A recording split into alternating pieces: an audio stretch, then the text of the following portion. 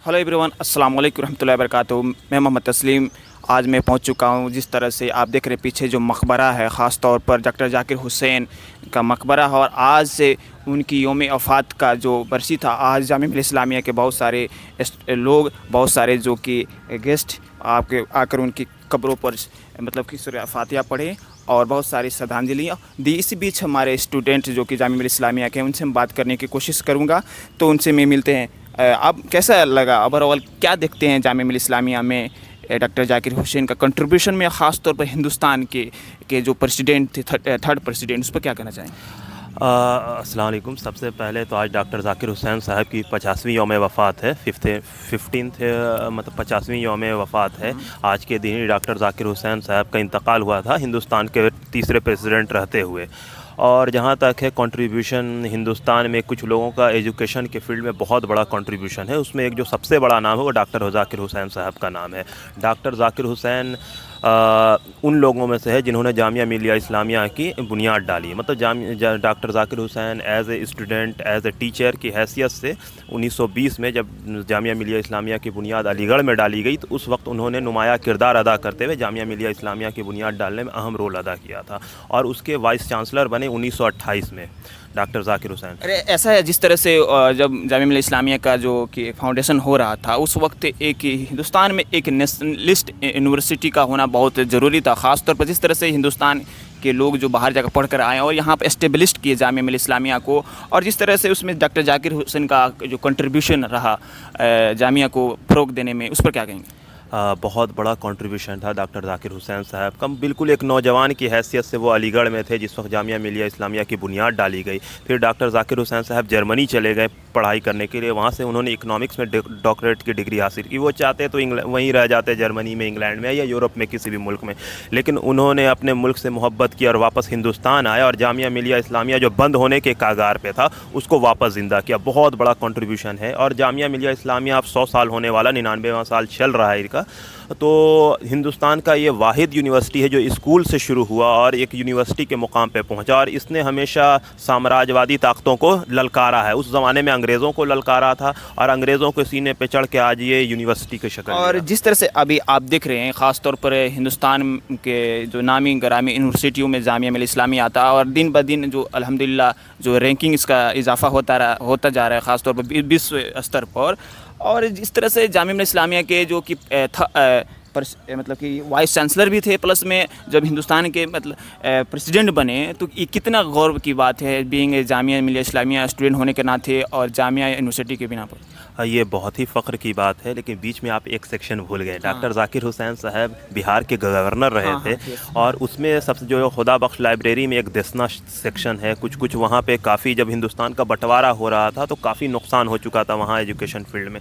तो doctor Zakir Hussain as a governor की हैसियत से उन्होंने बहुत सारे कारनामे अंजाम दिए, जिस वजह कर बिहार में बहुत सारी पुरानी चीज़ जो एजुकेशन के फील्ड में थी वो बच गई।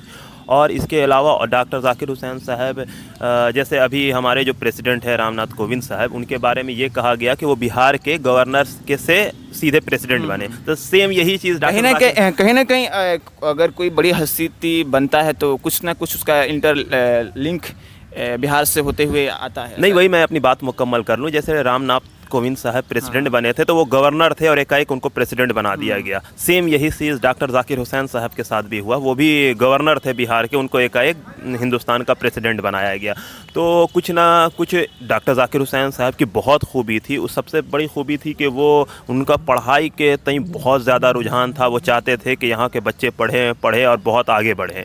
जैसे वो खुद बताया कि यूरोप जाके उन्होंने पढ़ाई की, लेकिन वापस हिंदुस्तान में आते हैं और बंद हो रहे जामिया मिलिया इस्लामिया को उन्होंने वापस ज़िंदा किया। तो एक बहुत बड़ा रोल है उनका। और जिस तरह से अभी कहा जाता है कि वो मतलब कि पढ़ाते थे यहाँ पर, तो बगैर किसी सैलरी की बिना पर वो पढ़ाते, ये बहुत बड़ा कंट्रीब्यूशन था उस ज़माने से लेकर उनकी पूरी टीम की। जैसे प्रोफेसर मुजीब साहब हो गए, ये जाकिर हुसैन हो गए, इसके अलावा जितने भी उस वक्त ज़माने इनके साथ जितने उस्ताद थे जामिया मिलिया इस्लामिया, सब ने फ्री में पढ़ाया। एक बहुत बड़ा कंट्रीब्यूशन है इस मुल्क के लिए और कम्युनिटी के लिए जो उन लोगों ने उस ज़माने में कुर्बानी दी। चाहते ये सारे पढ़े लिखे लोग थे, काफ़ी पैसा कमा सकते थे, बहुत चीज़ कर सकते थे, लेकिन इन्होंने सोचा नहीं, हमें बच्चों को पढ़ाना है इस मुल्क में। और जैसे ये आप बताइए कि अभी तो کیسا لگتا ہے جب جامعہ ملیہ اسلامیہ کے بنیان یعنی فاؤنڈرز کو جب یاد کیا جاتا ہے ہر اعتبار سے، ان کی برتھ ڈے ہو یا وفات پر ہو، تو آپ ایک جامعہ کے اسٹوڈنٹ ہونے کے ناطے جب یہ چیزیں کو سنتے ہیں، دیکھتے ہیں، پریس ریلیز آتا ہے تو کیسا لگتا ہے؟ سچ کہوں تو جامعہ ملیہ اسلامیہ میں اس کے فاؤنڈر کو نہیں یاد کیا جاتا ہے، ذاکر حسین صاحب کو صرف اس لیے یاد کیا جا رہا ہے کہ وہ پریزیڈنٹ ہے، نہ کہ جامعہ ملیہ اسلامیہ کے فاؤنڈر کی حیثیت سے۔ یہ نہایت ہی افسوسناک ہے۔ جس طرح سے حکیم اجمل خان کی قبر پہ قبضہ کر لیا گیا ہے، بغل میں ڈاکٹر مختار انصاری صاحب کی یوم وفات، یوم پیدائش آتی ہے، کوئی سیلیبریٹ نہیں کرتا ہے۔ تو میں تو یہاں پہ صاف لفظ میں کہہ سکتا ہوں کہ ہم اپنے فاؤنڈر کو سیلیبریٹ نہیں کرتے۔ جیسے ڈاکٹر ذاکر حسین صاحب کے ساتھ چونکہ ایک لیگیسی ہے ایز اے پریزیڈنٹ، اور ان کے خاندان کے لوگ پالیٹکس میں انوالو ہیں، اس وجہ سے ان کو یاد کیا جا رہا ہے، نہیں تو انہیں بھی یاد نہیں کیا جاتا۔ یہ صاف صاف لفظ میں کہا جائے تو یہی بات ہے۔ نہیں تو وہ کہیں نہ کہیں یاد کیا جانے، بینگ اے میڈیا اسٹوڈنٹ اور جامعہ اسٹوڈنٹ ہونے کے ناطے مجھے جب ایسا لگا کہ یہاں پر مطلب کہ وفات کا لے کر ایک پروگرام بنا ہے تو اس پہ میں نے کہا کہ نہیں، سب سے پہلے تو میں ہمیشہ نیوز کور کرتا ہی ہوں، پلس میں آج تو ہمارے لیے اور اسپیشل ڈے ہے، تو اس لیے میں کہا کہ نہیں جانا ہی مجھے چاہیے۔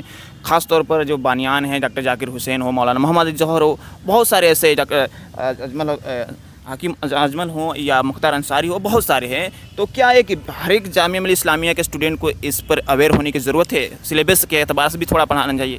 بالکل بالکل، ایک سبجیکٹ ہونا چاہیے جس کے بعد لوگوں کو پتہ چلے کہ جامعہ کے بننے کا مقصد کیا تھا، کون اس کے فاؤنڈر تھے، ان کا مقصد کیا تھا جامعہ ملیہ اسلامیہ کی بنیاد ڈال۔ جیسے B H you, Madan Mohan Malviya صاحب نے بی ایچ یو کی بنیاد ڈالی، سر سید احمد خان نے اے ایم یو کی بنیاد ڈالی، تو وہاں پڑھنے والے بچوں کو مقصد پتہ ہے کہ اس کے بنانے کا مقصد کیا تھا۔ لیکن یہاں جامعہ میں تو روز دیکھتا ہوں اگر 100 بچے کھڑے تو ایک کو بھی نہیں پتہ ہے کہ جامعہ کے فاؤنڈر کون تھے، ایک بات، اور دوسری بات یہ بھی نہیں پتہ ہے کہ جامعہ کے بنانے کا مقصد کیا تھا۔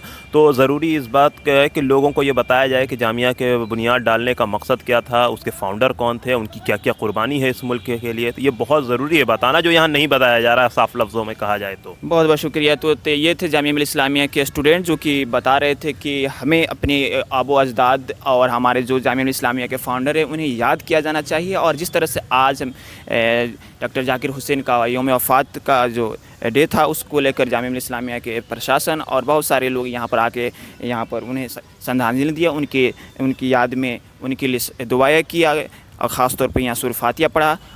بہرحال میں محمد تسلیم، آپ دیکھتے رہیے جامعہ ورلڈ میں۔